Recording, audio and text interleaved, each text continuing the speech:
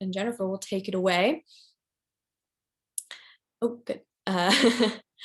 So yes, welcome to this virtual event about Mobius, a memoir. Richard Thieme is an author and professional speaker who addresses security and intelligence issues as they come home to our humanity. This is his 6th book, and he has keynoted security conferences in 14 countries. Clients have included GE, Microsoft, Bank of America, Allstate, and Medtronic, plus the NSA, FBI, US Department of the Treasury, Los Alamos National Lab, Pentagon, and the US Secret Service. And we are also very pleased to have a wonderful conversation partner for this event. Jennifer Granick fights for civil liberties in an age of massive surveillance and powerful digital technology. As a Surveillance and Cybersecurity Counsel with ACLU Speech, Privacy, and Technology Project, she litigates, speaks, and writes about privacy, security, technology, and constitutional rights. Granick is the author of the book American Spies, Modern Surveillance, Why You Should Care and What to Do About It, published by Cambridge Press, and winner of the 2016 Palmer Civil Liberties Prize. So please join me in welcoming both of these wonderful speakers, and remember to ask your questions in the chat. Thank you so much.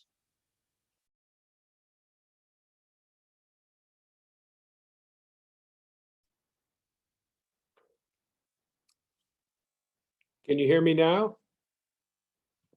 Okay, I was muted. Okay, Jennifer, take it away. Do you want to read a bit first, or shall we just dive into the conversation? Or I could give a little bit of an intro about the book if you'd like that. Yeah. Okay. People have waited so long. I mean, I wonder if I should do. It's a brief reading to give the flavor of the book, but I don't know who hasn't read it of this handful of wonderful friends who stayed with us. Well, there will be, we are recording this, so there will be some people who, watch this who don't see it. But while you think about whether you want to do the reading or not, let me just say to you, congratulations, Richard, on this book. As somebody who knows you and has read so much of your writing, I just think this is a real achievement, like a career achievement for you. It's a lovely book, so well written, and really just like a culmination for me of the things I know about you as such a thinker, a listener, a writer, and just a wonderful synthesis of all the things that you've done, and the stuff you've been thinking about for the course of your life. So I just want to say congratulations to you on this great book. Thank you very, very much. Thank you. For me, reading it, I was thinking, what is this book and what is it really about? It made me think about The Good Place, and how the show The Good Place is a comedy about moral philosophy. And I think your book, Mobius, is really a spy thriller about moral philosophy. I think it is. You characterize it rightly, and I hesitate to use big terms like moral philosophy because it sounds like theology and things that are off-putting to people. To me, moral philosophy or ethical inquiry is simply saying, what the hell is life about? And plunging into it as deeply as possible in order, on the one hand, to not mitigate anything that is real. Don't allow reality to be occluded by your fantasy or hopes or wishes, but look at it clearly. And then go as deeply into it as you can. And while acknowledging the ambiguity and the complexity of our situation, which life in the intelligence community certainly challenges people to do, then you see where it takes you. And the journey of Mobius is, in a way, I think the journey everyone has to take ultimately, although he's written so large, because the intelligence community, which symbolizes the national security state in which we all now live, and which we have been building out of huge Legos since World War II. We're all in that, but the intelligence community is really in it. And I tried to do justice to the deep communion I shared with people in the security and intelligence worlds over the last 25 years, and be true to the voice that was not only theirs, but also mine in many ways. You can't write a book like this without using your own authentic voice. Yeah. It is that, but it is also loaded with irony and ambiguity by intention. Yeah, I mean, it's really, I think, I talk about moral philosophy, it's, what does life mean? It's really, I mean, the book works on two levels. There's a personal level and there's a political level. And, on the personal level, I think the book is asking, what does it mean to live a life of deception? And I think on the political level, it's really asking what kinds of secrets are morally acceptable in this world.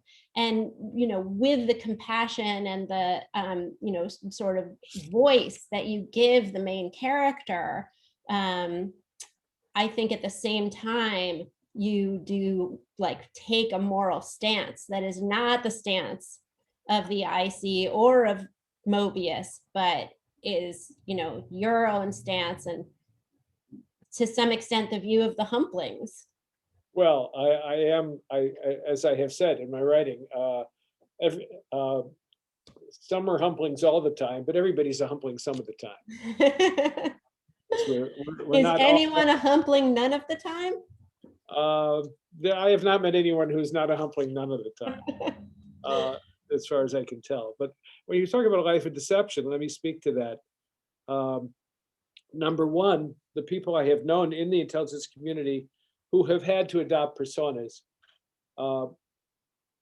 have found often, not always, but often after many decades of not being who they were at the beginning, which is Mobius's quest to find himself. If he can find who he was in order to be himself again, I'm thinking of a middle-aged man in his 50s who said, and it's the affect that I never forget. He said, I have been so many people in this work that I don't think I have any idea who I am anymore. And the connection to me, of course, let me tell you where this book started, because I don't think I've ever said that publicly, and I'll keep it brief. Ken Olthoff was one of my dearest, closest friends. He was at NSA for over 30 years. And we were so close. We talked about everything. We really had a loving friendship. And he died suddenly at 57, watching TV. Just, I miss him terribly, because I would call him and talk about Mobius if he were available.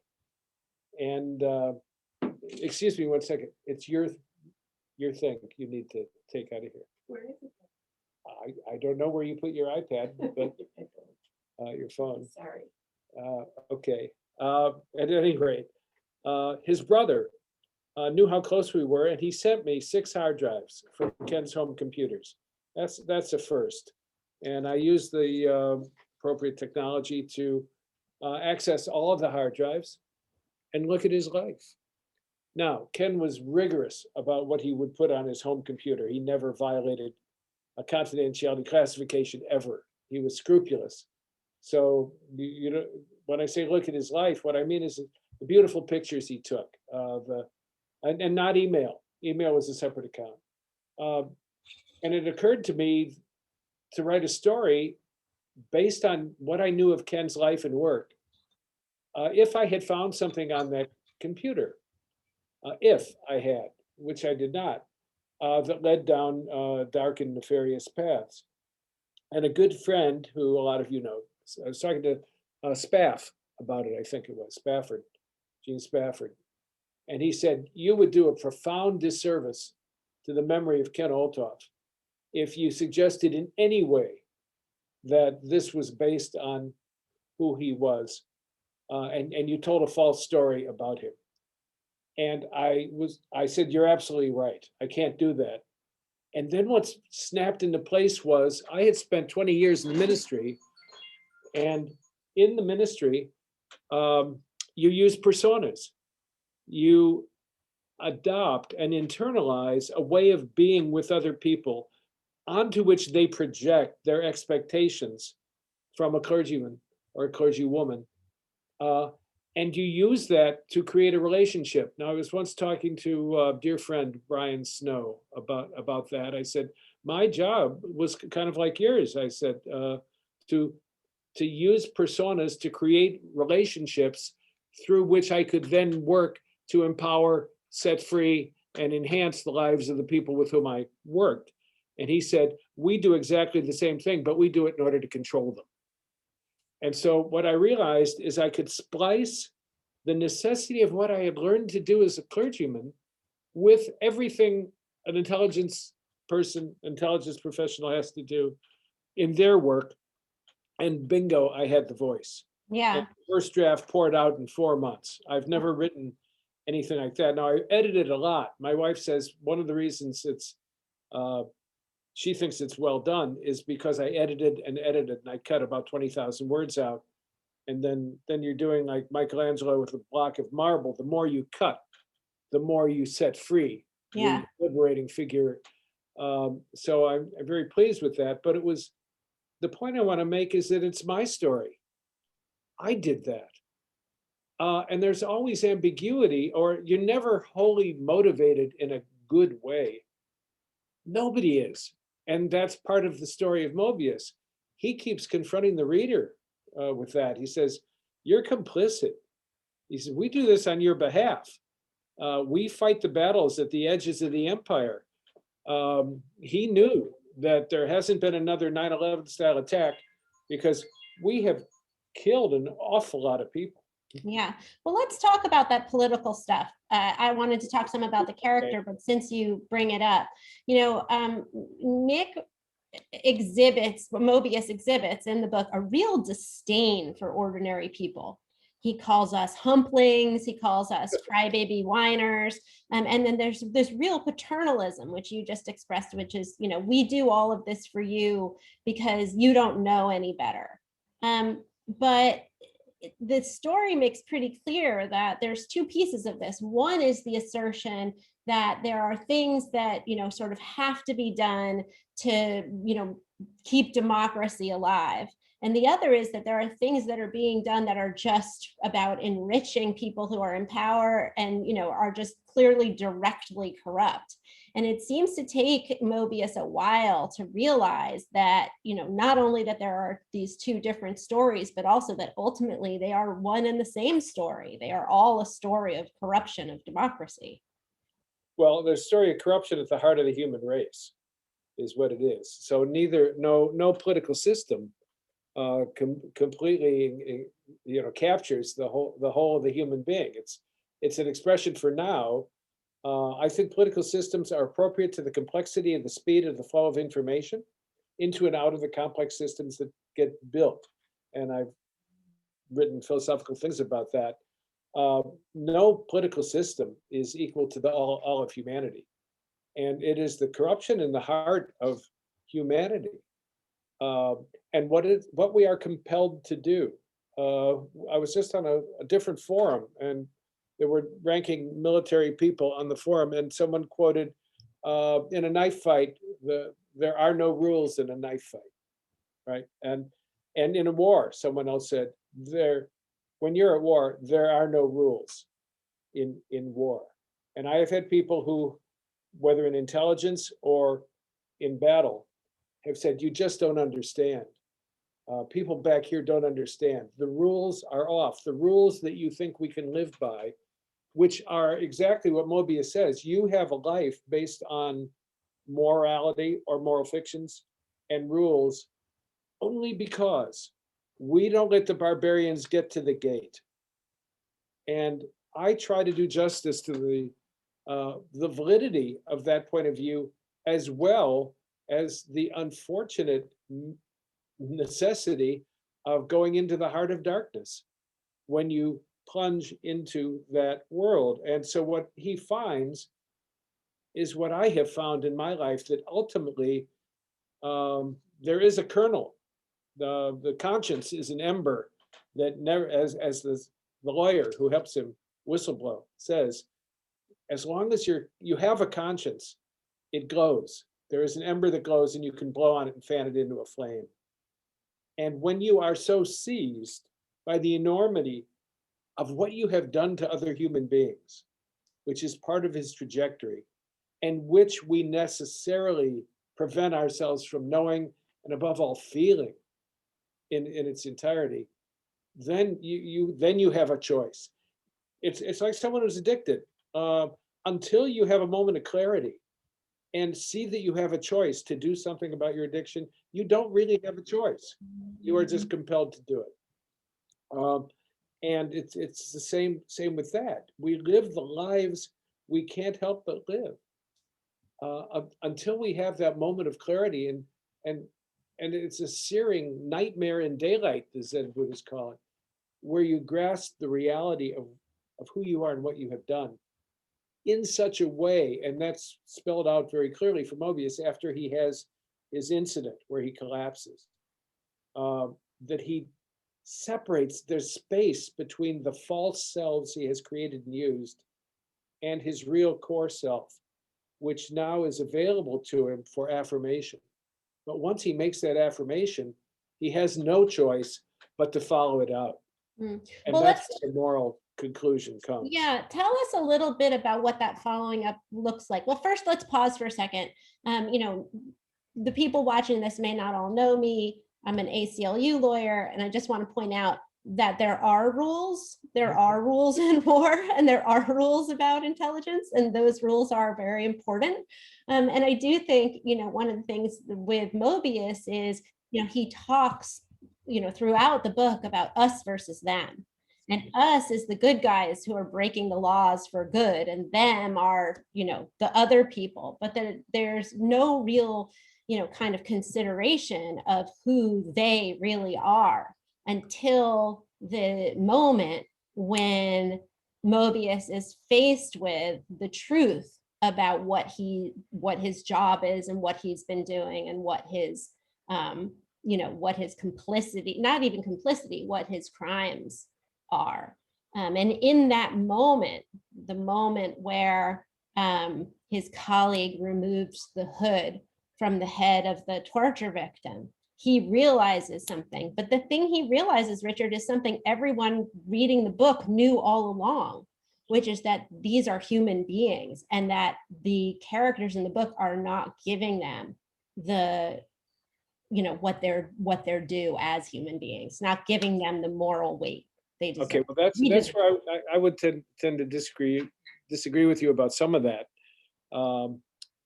That people do not live with the conscious knowledge always or fully that these are human beings.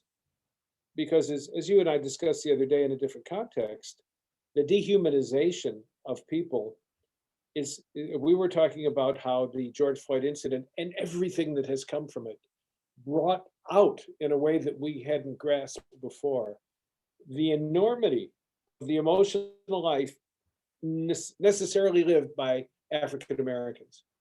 And while we knew it, yeah, we kind of knew it, but you know things at different levels.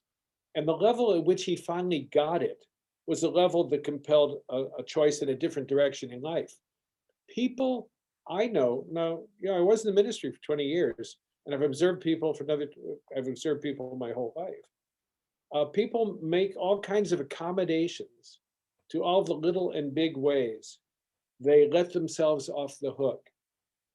I don't know why Woody Allen comes to mind, but he wrote Crimes and Misdemeanors, where somebody kills his mistress, and he says, well, what I learned is you have some rough nights for a while, but then you learn you can live with anything. And I think Woody Allen probably knows that. I think as we have found out. So people live with all sorts of things, and a culture assimilates you. The intelligence communities, and there are different ones and different cultures, assimilate you to a particular ethos. But as somebody in the Navy told me, he said, we have a code of honor, and it's don't lie, don't steal, don't cheat, but we don't say don't kill, because the only reason we exist is to kill.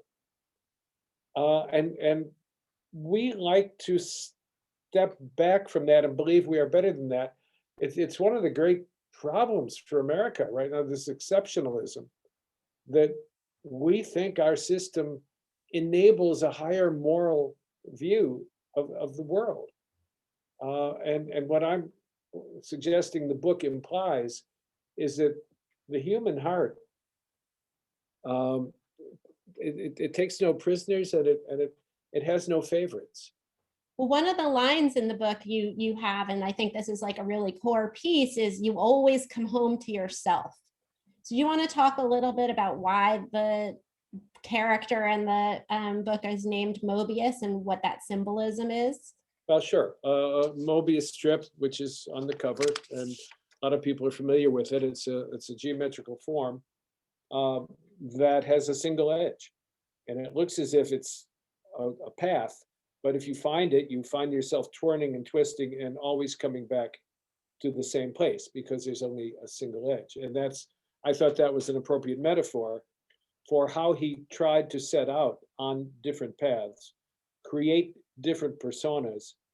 And we haven't talked about Penny, his longtime friend, but that was one of the major,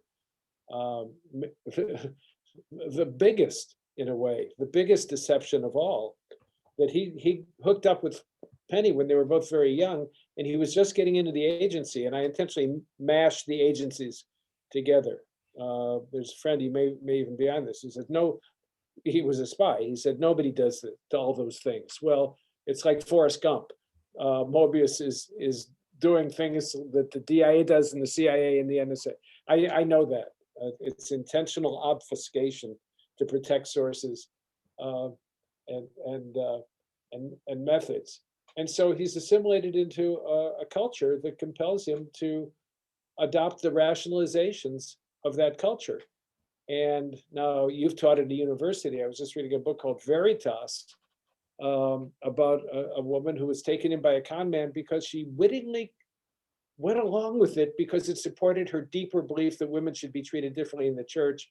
And the fact that the document on which they were basing the conversation was historically untrue, a fraud, was something she kept herself from knowing fully in order to keep advocating for what she said was the most important thing, which is what the church does with women. But she's a historian, and what historians are supposed to be concerned with is the truth. I've been in academia too. You know academic politics. You know what universities and departments at universities can become, and you know what corporate cultures can become. I've known people who worked at all these various big tech industries, and at some point, you know, that stock option, well, yeah, we do that, but as he keeps saying, what we say when we're finally confronted by journalists about things, we say, well, we can do better. I can't tell you how many times I've had people at CIA or NSA say that to me. Well, yeah, we've done that. There's a passage in there where I list the incomprehensible to a normal human being things that have been done without accountability. Yeah, one of my favorite parts as a lawyer who, you know, works on surveillance issues and national security issues is the slide that you have on page 49 of the book. That's, you know, sort of the explanation for the humplings of how it all works. And it is, you know, great slide. Beautiful slide, genuinely incomprehensible. It's absolutely, it is incomprehensible. And if you say so, you're in trouble. But if you, that's very useful. That's very good. Then everybody gives you a pass. Well, where that slide came from, I'm going to say some of you know Marcus Raynham. And I was deep in conversation with Marcus while I was writing the book. And he said, have you looked at some of these slides? And we looked at, that was the best. But there are a lot of slides like that are genuine out of the military world or the corporate world. And people think they're intelligible. They think they're saying something instead of obfuscating. And Marcus's idea was write a whole book that consists of nothing but these slides. Well, that's too much for me to take on. That would be very amusing. But that slide is genuine. That's a real slide. I know a lot of lawyers at the ACLU would, you know, buy that book and then cry over it. Yeah. Well, I want to talk about the truth, but let's just kind of have the discussion about Penny a little bit more, because Penny really is, you know, his relationship with Penny is one of the most, if not the most important thing that happens to him in the book. She's with him for such a long time. I think they're friends for 35 years. And she is both a mirror and a foil for him. That's right. You know, but the you know, kind of the challenge for him is, who is he in this relationship when he is lying and deceiving her and himself the whole time? And how does he, once, as you said, he finds this core, this, thing that glows, how does he try to show it to her? And, sort of tell us about that scene and how terribly awry it goes. Well, yeah, and that is a spoiler. So if you don't want to know about that scene, Oh, I'm sorry. well, I'm just telling people if they don't want to know about it, cut it off. But um, I am more proud of that chapter than almost anything I've written, because I think it is so precise in the dynamics that it discloses of what it really does when he tries to tell her who he is. Now, the background there is that he had to start lying, as I said, early on, because she said, "What do you do?" They met, they're lovers, they tumble into bed together for a matter of months, and then he has to justify why he goes away for a long time, and invents this incredible story, which obviously is based. I taught English literature and writing at the University of Illinois. Obviously, I know what I'm talking about. Where he's a low-level instructor at various universities, and he says the market is terrible, and I have to go farther and farther away, but I'll always try to come back. And she is naive enough to never probe. She does not do the things those of us who are tech savvy would do, which is do some minimal investigative journalism here to find out what's true about where he is and what he's doing. She doesn't do that. She just takes it at face value, and we do. I mean, I assume I was going to read this passage about an airline pilot who was telling a story, and Mobius says, let me show you how we do it. And he starts telling them about, for example, Mayor Daley's Chicago, and what happened on the night Kennedy was elected, and how deeply corrupt. And then he pauses to say, "Get it? You accept everything I'm telling you because you already believe the framework to which I am addressing the pseudo facts. And the fact is," he says, "you weren't there." Now, as it happened, I was there at Democratic headquarters when Kennedy was elected. And I know there's a lot of truth in what I said, but people don't know it. And Penny didn't know it. And he invented a story being an English instructor. And so I loved using allusions to literature, even ending the formal part of the book with that wonderful quote from The Great Gatsby. And so we beat our boats against the current, drawn back ceaselessly into the past. But I didn't rely only on literary quotes, although they're threaded through the book. The last sentence that I wrote, I think, was one of the most beautiful I've written, but it's very dark, very dark. But it's deeply true. It's deeply, deeply true. And so anyway, he has to invent, and he's very, very proud of the fiction he invents over time to convince Penny that this elaborate scenario is a real one. And he's very creative. And let me go back to being a clergyman for a minute. People who have a desperate need for meaning and to be rescued from the terror of fear, anxiety, make a choice, as I needed to make at one point in my life, to allow myself, without a family, without much of a history, to be grafted onto a mythological structure. What else is a religious structure but a mythological structure, like a tree with deep roots, onto which one willingly becomes a branch in order to be part of a meaningful narrative? And we all do that, is my point. I did it when I went into the ministry, but it came from such a deep place in my soul. It also meant a transformation of how I lived in the world. I was Mobius prior to him coming to that conclusion himself. It was the best decision I made in some ways. It brought me to where I needed to be, which is to learn how to be a more fully human being. And that's what I learned in 20 years of ministry. But it also meant supporting the fictions that I often knew the people who came to me or dwelled in that mythological structure believed naively, accepted at face value as fact. And I can tell you on the basis of having counseled so many clergy when I was in that game, clergy know that. They know that. If they have the courage to tell themselves the truth about who they are and what they're doing and what they see. And so everybody does that in a way, invents a structure which they articulate, a life story, which they have to believe, at least in part, in order to live with themselves. And when it shatters, that, back to the moment of clarity, that's what he has when you mentioned somebody pulled the hood off somebody he was torturing. The allusions to torture that I gave, there's a guy here in Minneapolis named Steve Miles, wonderful guy, bioethicist at the university. And he got through Freedom of Action, Freedom of Information Act.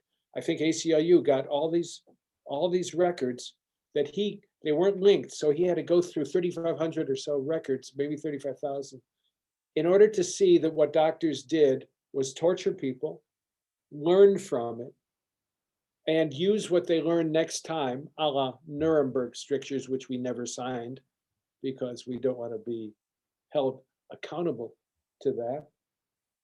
And Steve experienced, as I did, talking to people who were tortured and who tortured others, secondary trauma. He would wake up in a cold sweat. He'd wake up dreaming he was at Abu Ghraib. It penetrates us deeply to grasp, but I've talked to other people who were tortured and deeply abused in various ways. And that goes back to Penny, too. I could go in a different direction. Penny chose social work in part because she wanted to have a safe place from which to interact with all the depravity and pain and suffering in the world. And he confronts her on that. So their paths are in many ways interleaved and parallel. But he says again and again, quoting Dostoevsky, all are guilty. All, or is it King Lear? All are guilty. So that's why I don't give anybody a free, you don't get to pass go. You gotta, you go to jail on the other side. You go to the jail of a afflicted conscience if you allow yourself to feel and see what you have done or left undone by living in luxury. I know lots of people who give away a lot of money, but they never give away, as a rule, enough to make a difference. I've known people who had $20 million and they gave away $1 million and they're feted for it, but they left 19 on the table to play with. We don't give it all away. You can say all men are guilty, but some men are guiltier than others. And well, that's for you to judge. The ACLU can have that position. That's the question. That's a question I think raised by, the relationship of Penny to Mobius, and also, the ending of the book, which is really a question of when you live a life of deception and of participation in, these nefarious activities, how far down this moral hole can you fall and then ultimately come back from it? Like, what does redemption really look like? And do you feel like this is a story of redemption for Mobius? Is that even a thing? If there is such a thing, it is. But what it does make clear, and go back to the Christian myth, the scriptural words of Jesus, true or not, were, look, guys, you want to come follow me, then you're going to have to. And those are terrible words when you're watching somebody crucified, tortured to death.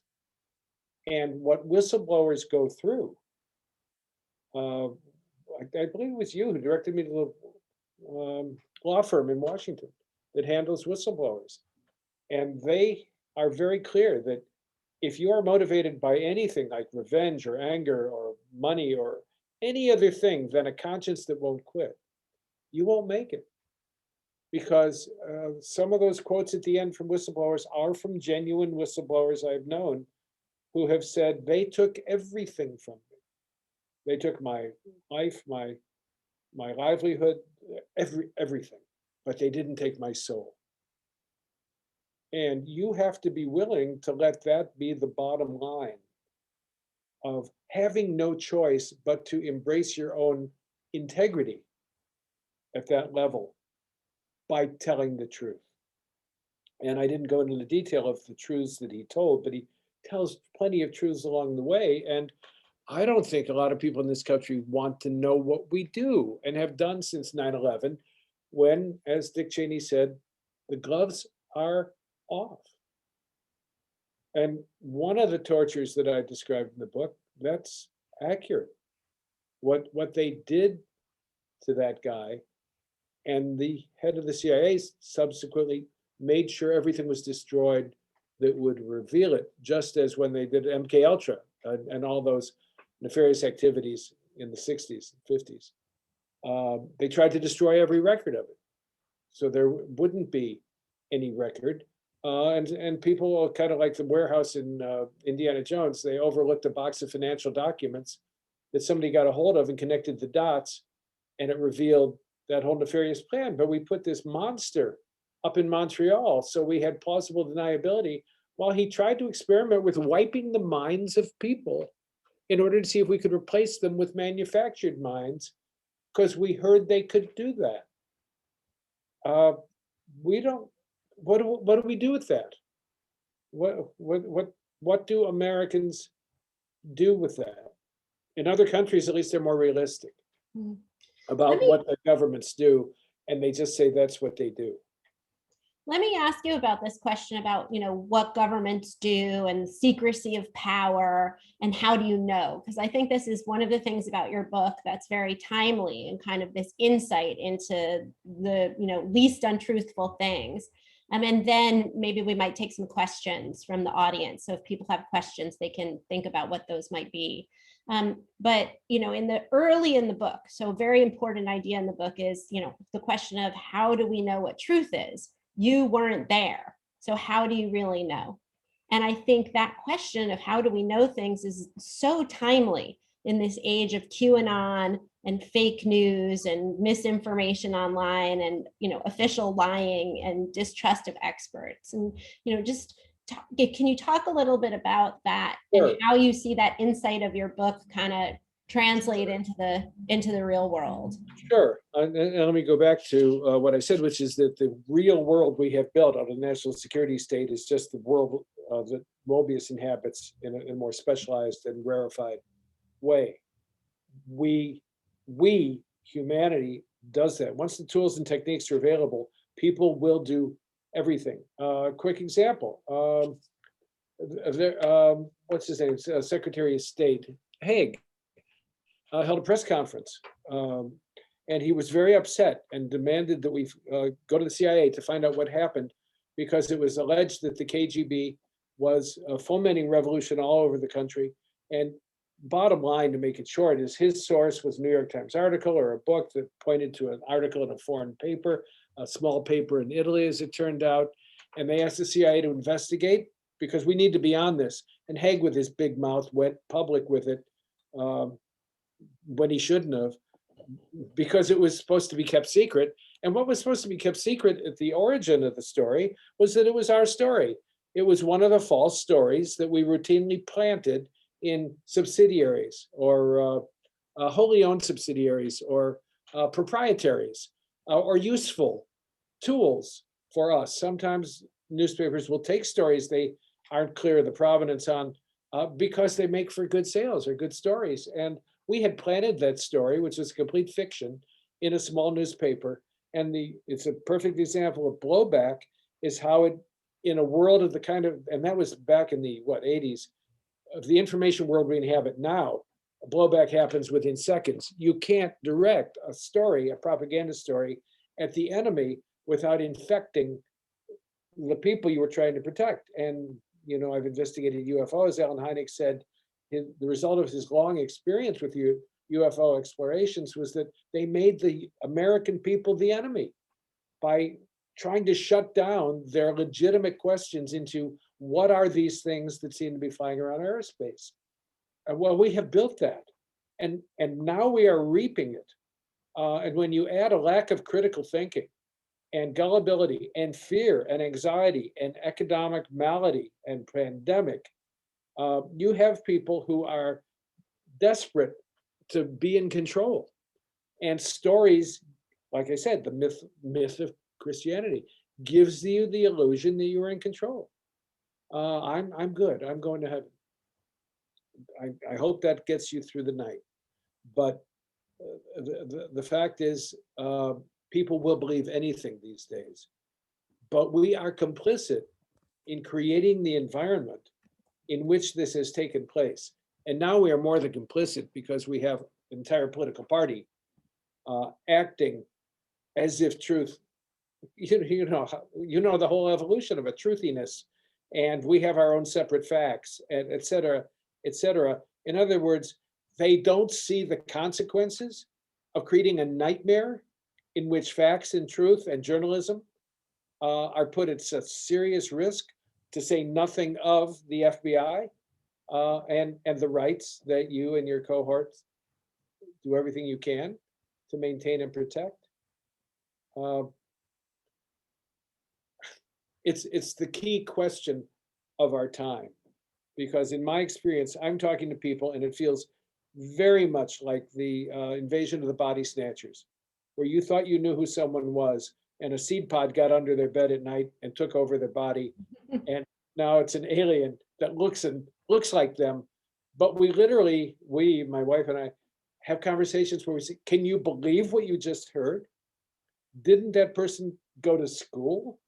Yeah. Didn't learn how to think? And the answer is often, humplings don't often think about that which conflicts with the fictions they need to believe to feel good about themselves. And that brings us back to exceptionalism and the justification for doing anything in order to secure our borders. And that brings back the critical question, which you with your brimming brain asked, who's the us and them? Because I've done an awful lot of speeches on identity and how you draw the boundary around the collective in which you feel you've been given an identity. And the internet and the Mobius strips of our avenues of communication and information have raised havoc with that. Yeah. Identity is now a moving target for many people. And when they go online, they find, oh, I can fake identity. Oh, and then they find somebody can look at them and find out who they really are. And then you have to raise your game of how to hide your identity. In other words, the life Mobius lived has become the life many people live. Yeah. I'm going to ask you just one more question, and then if people can put their questions in the chat, I will read them out or select them. So please do put your questions in the chat. You know, one of the things, Richard, you're talking about with identity here, I think is, you know, an important thing for Mobius in the book, which is who the hell is he? What Right. is even his name? And, you know, it comes as you go through the book, you realize you think his name is Mobius, then it's another thing, then it's another thing. And can you just talk a little bit about that concept of naming? Because I think that's, you know, very important, you know, whether you can say the true name of God or Voldemort or whatever it is. Well, there was a funny theologian. He used to say the biggest mistake God made was to tell the Jews his name, because then he hasn't had a moment's peace ever since.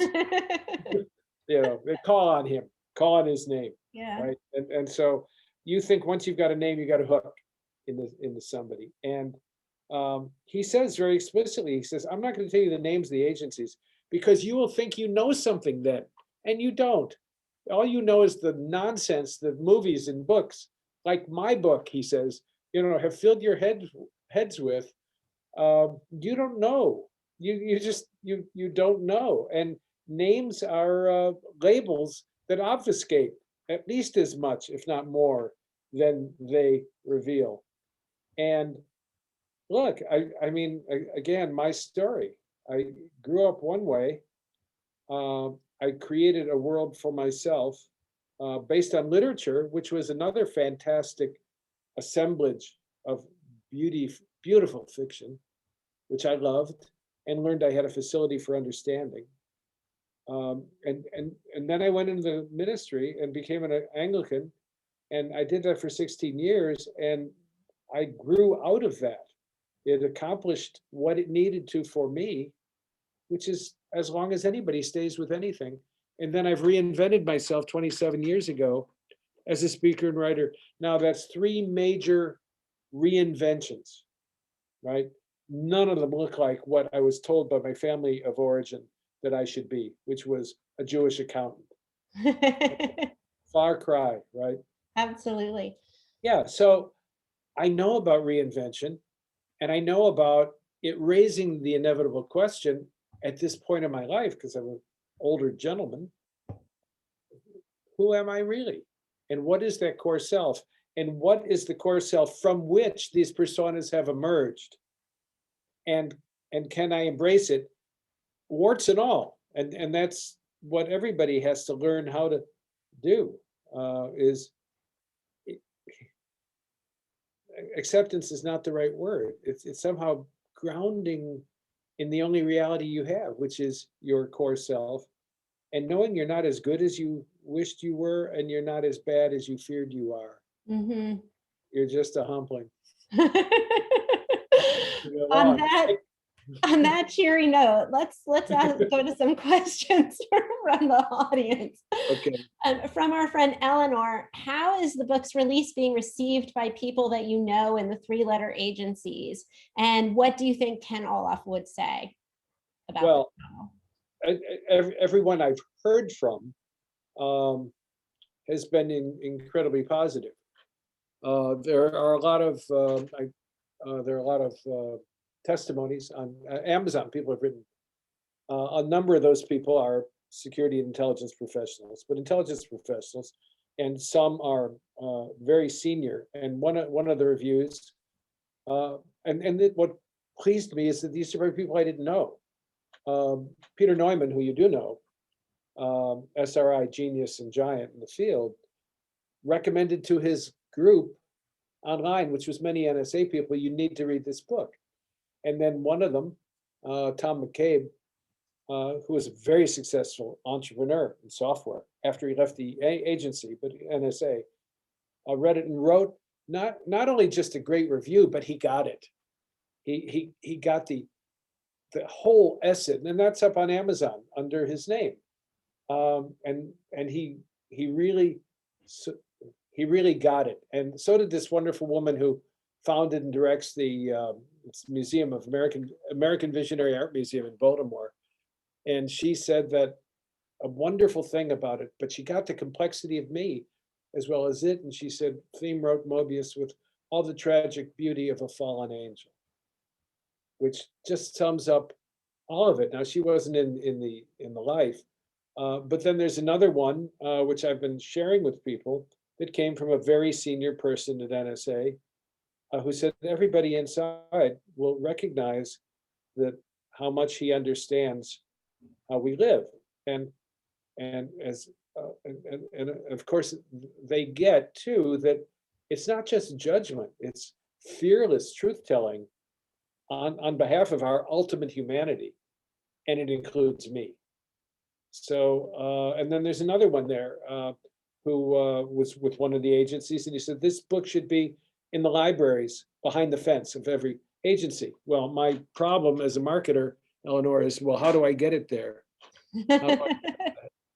How do I market this? Because as we know, I mean, I'm the one. I'm the guy who has to move this book forward on its merits. And I've never believed in a book I've written more than I believed in this one. Maybe Islands and the Clicks. Well, a lot of things. I love my writing, but this is the best and the most truthful and the most forthright, and sums up, as you said the other day, you've been researching this book, you said, your whole life.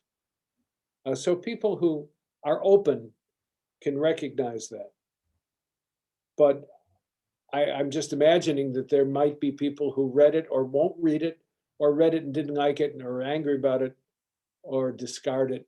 And they're not going to write, which is good. If you read the book and don't like it, say nothing. But there has been so much positive stuff coming back, and people I didn't expect to hear from. Dana Priest, who I love, a great reporter at the Washington Post, wanted a copy. Martin Gellman, he said In-Q-Tel meets Dark Tangent. How can I resist? Send me a copy. This is good, right?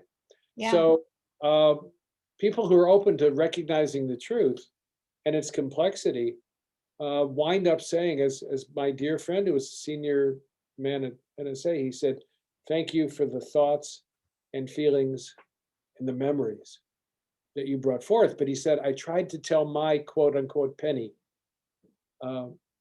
why, what was happening to me." He couldn't put the book down. And that's what McCabe said. I couldn't put it down. And he said, I couldn't tell her. And somebody in the Netherlands, a dear friend, wrote the same thing. He tried to start to tell his significant other, well, listen, this is why this is resonating with me. And he said, it just made it worse. And the ones who said, I wanted to tell my penny, and he said, she wouldn't have understood. I would have wound up, he said, tangled in a Mobius-like fiction. Because we all inside become Mobius, right? So I don't know. I mean, I can't speak for people I haven't heard from, Eleanor, but thanks for asking that question. What do I think Ken would say? Ken would love it. Ken would love it. Some of his words, we exchanged an awful lot of words, and some of his words of wisdom and insight are threaded through the narrative, and he would have loved it. He read everything I wrote.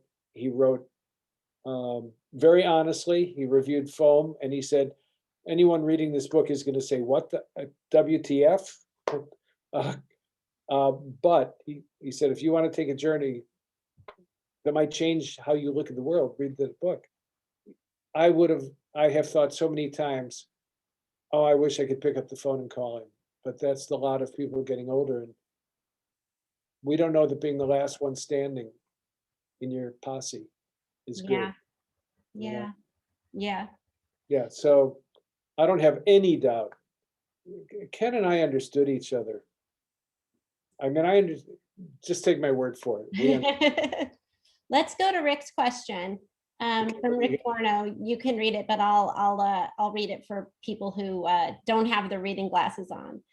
You had expressed excellent thoughts about the notions of framing and anchoring to find meaning, purpose, and justification. In a world of people framing their own versions of reality to find meaning that they find comfortable, like QAnon, GQP, or American exceptionalism, do you think the person, including spies that do not engage in artificial framing or anchoring, might have an advantage in this world? Yes, but boy, you'd be lonely, wouldn't you? The whole point of that kind of anchoring is to believe you have an anchor. And it's when you find your holdfast, like you're a kelp plant and you've got a holdfast on a rock and suddenly you're drifting in the current.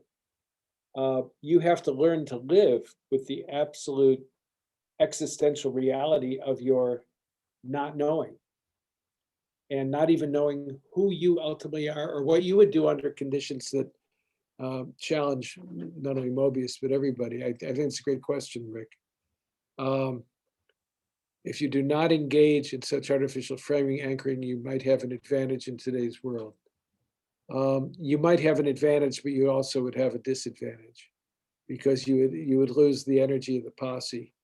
But for me, the quest has always been, what is the deepest truth I can find and articulate, knowing I'll never get to the bottom of it?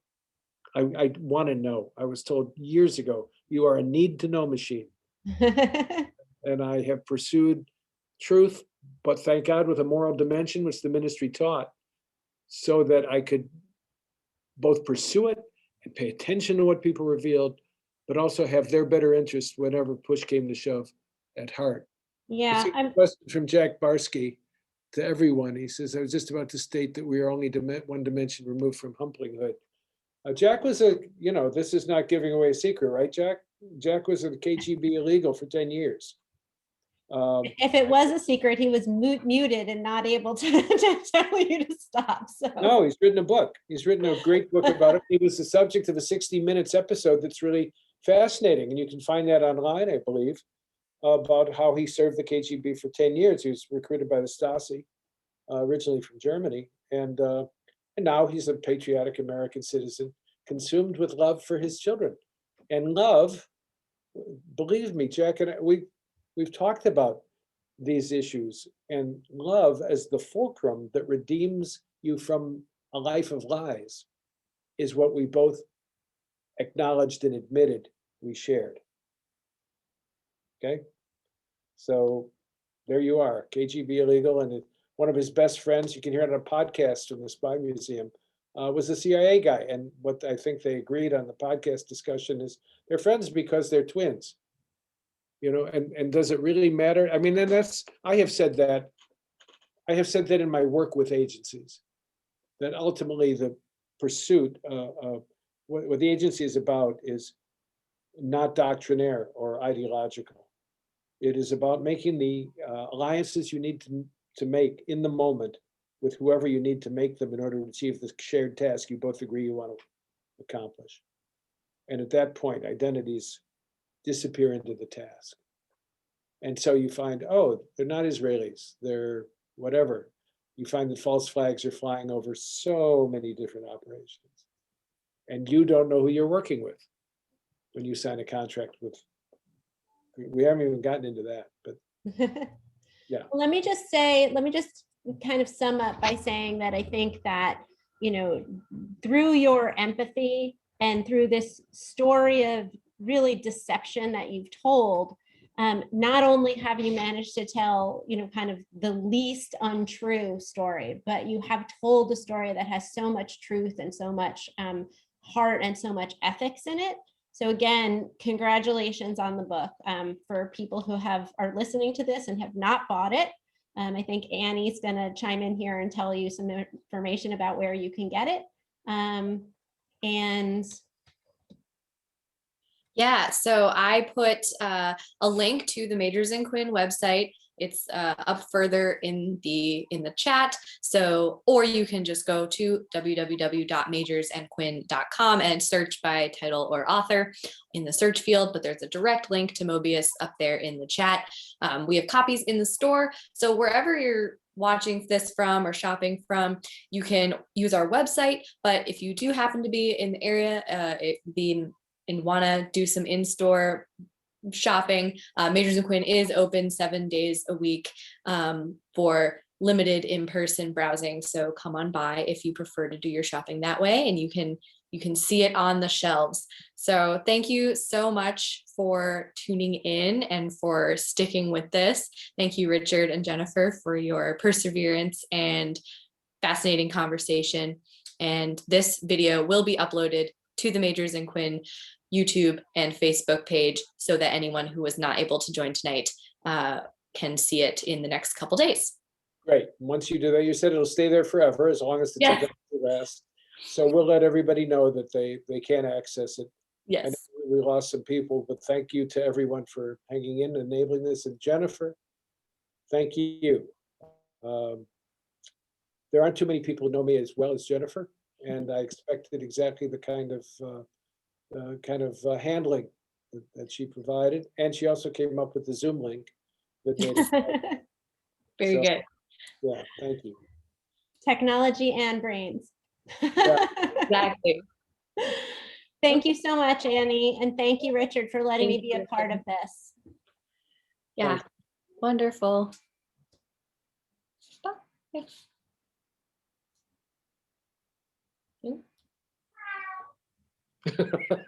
Yeah, right.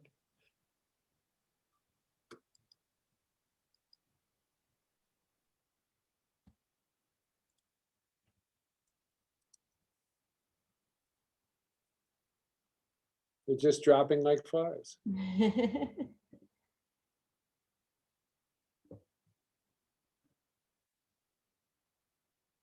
This is where we would have a drink. We would just pour Negroni and have a drink. Okay, I think Annie's gone. Sorry. Everybody's gone. It's You just- and I are, I think there's 2 participants, so unless Zoom is lying, it's just you and me. Yeah, but it's still recording. It's still recording. Let me stop that.